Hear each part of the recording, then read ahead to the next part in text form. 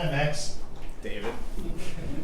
You guys have been in this position a few different times over the course of the time you've been here. How important is it, and what's being said inside that clubhouse? Yeah, I think the most important message we could spread is it's over. The other night was just one game. You don't win or lose the series in one game until it's the winner take all. So, for us, obviously it was a really bad game and it sucked and it wasn't very fun being out there. But at the same time, it doesn't matter how many runs they score. It's only one loss or one win. So for us, it's over. It's a 0-0 game today. Everyone's starting fresh, and that's how it's going to be every game from here on out. You take the day you have in front of you. That's all you can do. You don't worry about what's already happened. You don't worry about what you think's going to happen. All you can do is worry about what you have right in front of you. And so for us, that's today's game. We have Zach Gallen on the mound. We're going to go out there and try to execute our game plan, and that's really all there is to it. Thank you, Muncy. David. Jack on the left side. Max, is it after a game like the other night, is it helpful to have the off day to kind of regroup? Is it tougher to sit on that for an extra 24 hours? And what was yesterday like? Just getting ready for this one. I don't know if I have a good answer to that question. But the whole team came out yesterday. We had a good workout. It was an optional thing, and yet everybody was here.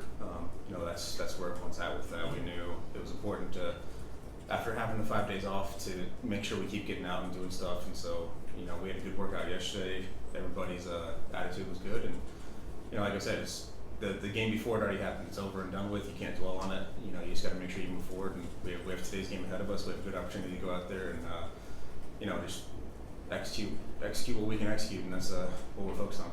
What allowed you guys to be as good against Gallen this year as you were the couple times you faced him, and how much does some of that translate into when you're game planning for tonight? It's the same thing that we try to take against any pitcher. Zach Gallen's one of the best in the game. There's no doubt about that. But if you can, stick to your game plan, not let him deviate you from your game plan, stick to your approach, stick to what you're trying to do as a whole team. If you can do that, you have to trust that, you have the right guys in the lineup and the right guys out there that good things will happen as long as you don't deviate from what you're trying to do. And that's kind of his job on the other side, is to get us out of our game plan, get us out of our approach, and it's kind of who wins that battle really. Mike over here on the right. Hey Max, why do you think these underdog teams like the D-backs are so dangerous this time of year? I don't like using underdog or favorite or any of that when you get to the postseason. There's 30 teams out there, and yet there's only a handful that make it to the postseason. So, in my mind, once you're in the postseason, every team is as good as any other team. And in terms of on paper, that doesn't matter.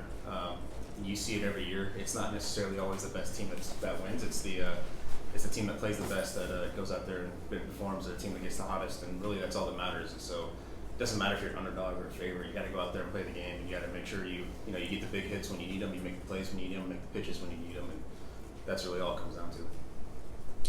Back left, stand up. Max, Merrill Kelly said the other day that he could attack you guys differently than he had in the past. When you're so familiar with a pitcher, how noticeably different is the way they attack you regular season compared to postseason? It was definitely different. On our side, it's hard to tell if that was on purpose or just a circumstance of the game, of them having 6-7 runs already on the board. That's one of those things where it was hard to tell for us, but it was we definitely noticed he was attacking us different. His stuff was different. He was throwing 3-4 miles an hour harder than he'd thrown his last 3 or 4 times out against us, and everything was sharp. He was hitting all of his spots. It was actually a really impressive outing. If you kind of take a step back and look at it, what he was doing. So for us, it's just you take it for what it was. He pitched good, and they kind of dominated us. But that game's over with, like I've been saying. So, we get to go out there and focus on tonight. Down here in the front row. Max, the top seeds are 1 and 5 so far. I know you can't change what has happened, but in general, would you rather play right away or wait like you guys did, and why? I can't answer that without having done the other one. So, for us, this is the second year that we've had this format. We've been off both times. I don't know what it's like on the other side, so I can't really answer that question fairly. I could say that, yeah, we'd rather be playing right away or not, but the reality is if you have the days off, you're one of the top seeds and you have home field advantage, and really when you think about it, that's the most important thing. But I can't give you a fair answer because we haven't done the other side. Max, here. I'm curious, you were a young player coming up in the game and playing the postseason. You look at a guy like Bobby Miller. How do you know that you're ready for a big stage like this? You just have to trust in what you've been doing all year long. You know, for us, the Dodgers, I've always said it's a little bit different. You get to play at Dodger Stadium in front of 50,000 people every single night.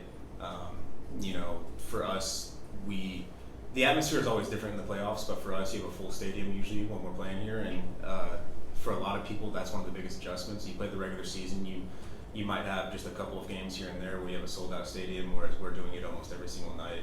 And so for Bobby, he's just got to realize it's still the same game. Stakes are a little bit higher, obviously, but he's got to go out there and do what he's been doing all year. Just execute what his pitches, execute his game plan. You know, not let the moment get too big, which is always easier said than done. But you know, for him, I think he's as ready as he's going to get. I think we're all excited to see what he can do. Second round. Piggyback off of that, excuse me, what do you remember your feelings in your playoff debut? Oh yeah, it was. You know, as many playoff games as I've played in, I still get nervous before every single one of them. You know, it's just. But to me, I think that's a good thing. That's telling me that I'm not. You know, I'm not above the moment. None of us are above the moment, and you know, it's an exciting game, and the postseason is why you play this game. You know, you're obviously here to win a World Series, and that's the whole goal. And getting to do it on a yearly basis with the Dodgers is always something that I don't take for granted. But yeah, you still get nervous, and I still remember I was a wreck for my first one. No doubt about that. Fabian, you're on the right. Yeah, Max, so just to go back to Bobby, where have you sort of seen him grow and evolve just over the course of his rookie season, just sort of watching the race? I think he's learning who he is. You know, I think that's the biggest thing for young pitchers, regardless of who you are. When you're pitching in the minor leagues compared to pitching in the big league level, it's going to be completely different. Your stuff isn't always going to necessarily translate. And so for him, I think it's just learning who he was throughout the course of a year. And, you know, he became very, very good, and it was very fun to watch. And just watching each game, how his stuff changed and how he used his stuff differently was, you know, just a true sign of growth to me. And he's buying into that. He's not trying to be stubborn with, oh, I throw 100 miles an hour, that's all I need to do. He's grown a lot, learning that he can use other stuff to make that fastball even better. Yeah, I'm left. Going back to what you said about Merrill kind of mixing up his looks against you guys the other night, it seems like that's something that comes up a lot with the way teams attack you guys in the postseason the last couple of years. Do you almost anticipate that teams are going to do that now, throw you a different look than what you see in the regular season? And how big of an adjustment is that as you guys try to prepare for some of these pitching matchups?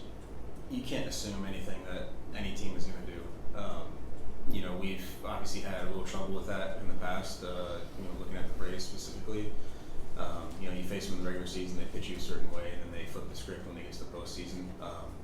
You know, it's a good thing to do in theory, but at the same time, your pitchers go an entire year pitching to a certain plan. That's just how they attack. But you know, you would have to assume that when you get in the postseason, most teams are going to go to their strengths, but that's not always the case. And so, you know, you gotta adjust with the game, and you know, you gotta make sure your game plan can be adjustable with the game. You can't just be set in stone, otherwise it's not going to be a good outcome. And last one's for Max. Up here. Barry. Thanks, Mike. Back to the playoff format, just from your point of view, when you have 3 teams last year, 3 out of 4 100-win teams all were eliminated early. This year, 99-team Tampa is gone. The other teams, 100-win teams, have all been struggling. Do you feel that it's a disincentive at this point to play that well during the regular season and wind up in this predicament in the playoffs? No, I don't. That goes back to what I was saying earlier, that the best team on paper doesn't win in this game. Throughout the course of a year, that might be the case, but in the playoffs, it's the team that plays the best, and the team that gets the hottest, and the team that executes their game plan the best. And that's one of the wonderful things about the postseason. It's I think back to 2018 for us, we were clearly not the best team in that playoff, but yeah, we made it to the World Series because we executed what we needed to do. And every year, that's what you see. The teams that are winning are the teams that they get hot. They have guys get big hits in the right moments, and it's not always the best players that are getting those hits. That's the beauty of the postseason, and it's also just the beauty of this game in general. It's we have Freddie and Mookie obviously, but it might come down to someone else. You might look at David Peralta or an Austin Barnes to get a huge hit in a big moment, and that's what's going to change the game. So to me, I don't think it's a disincentive. I think it's just you got to get hot at the right time, and that's really all the postseason is about. And really what you're saying is every team can beat any other team even during the regular season.